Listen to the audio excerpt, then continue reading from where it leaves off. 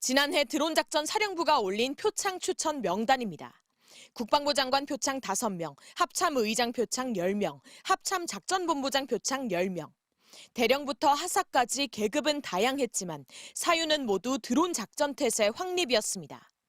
현재까지 드러난 정황을 보면 대북 무인기 침투 작전은 드론 작전 사령부의 사령관과 정보작전처장의 지휘하에 이뤄졌습니다.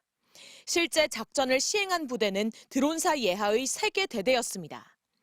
표창 추천 명단 속에 있는 군인 25명의 소속과 직책, 이름을 추적해보니 대북 무인기 침투 작전의 지휘나 실행 라인에 있는 군인들의 정보와 일치했습니다. 추천 시기도 수상했습니다. 앞서 북한 외무성이 발표한 무인기 침투 날짜는 10월 3일, 9일, 10일. MBC가 확보한 군 내부 관계자 녹취록에 따르면 우리 군은 지난해 10월뿐만 아니라 11월에도 무인기를 추가로 보냈습니다. 그런데 표창 추천 날짜는 무인기 침투 작전이 끝난 직후인 11월 18일이었습니다. 작전의 정당성을 부여하고 또 한편에서는 입막음 또 하고 그다음에 부대원들의 우려도 불식시키고 내란 세력들이 부대원들에 대해서 일종의 회유한 거라고밖에 저는. 통상의 군 표창 문서는 부대원 전체에게 공개되는 것과 달리 드론사의 11월 18일 표창 추천 보고는 비공개로 분류돼 타 부대원들은 열람조차 할 수 없던 것으로 전해졌습니다.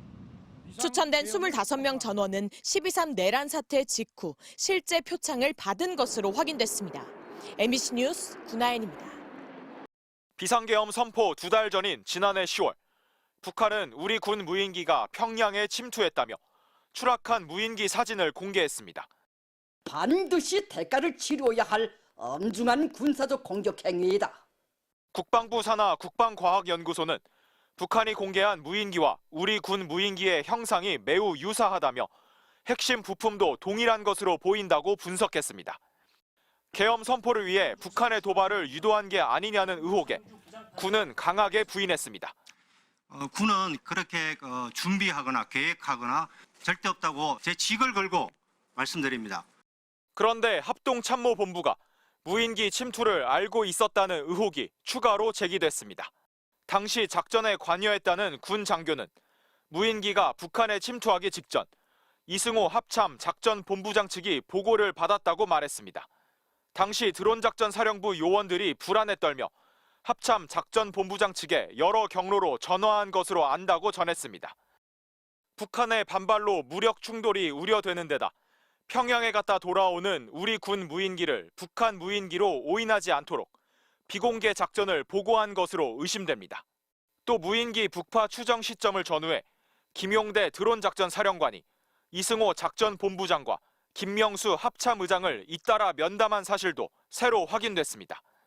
내란 특검팀은 해당 군 장교의 녹취록을 확보해 이승호 작전본부장 등 일부가 무인기 침투에 관련됐는지 여부를 들여다보고 있습니다. 이 녹취록엔 무인기 침투가 V, 즉 윤석열 대통령의 지시라고 들었다며 불안감 조성을 위해 무인기를 일부러 북한에 노출시킬 필요가 있었다는 취지의 내용도 담겨 있습니다. 드론작전 사령부가 지난해 10월과 12월 소형 무인기 2대를 잃어버리고 조사에 나선 국방부 감사관실이 사유를 원인 미상으로 기록한 사실도 뒤늦게 드러났습니다.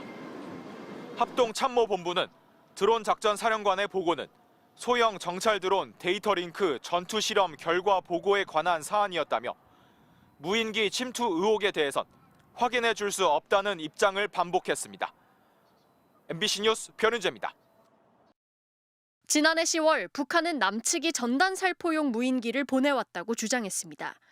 이어 평양 형제산 부근에서 수거했다며 날개가 부서진 흰색 무인기 사진도 공개했습니다.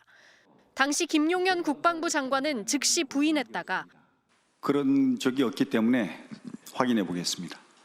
불과 1시간 만에 확인해 줄 수 없다고 말을 바꾸며 논란을 키웠습니다.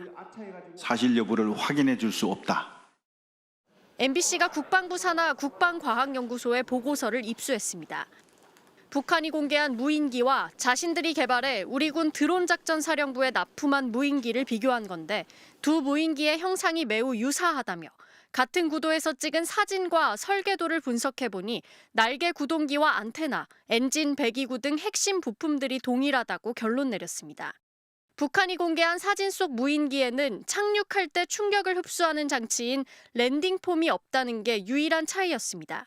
연구소는 만약 전단을 살포하기 위해 전단통을 달았다면 랜딩폼 자리에 달았을 것으로 추정된다고 분석했습니다.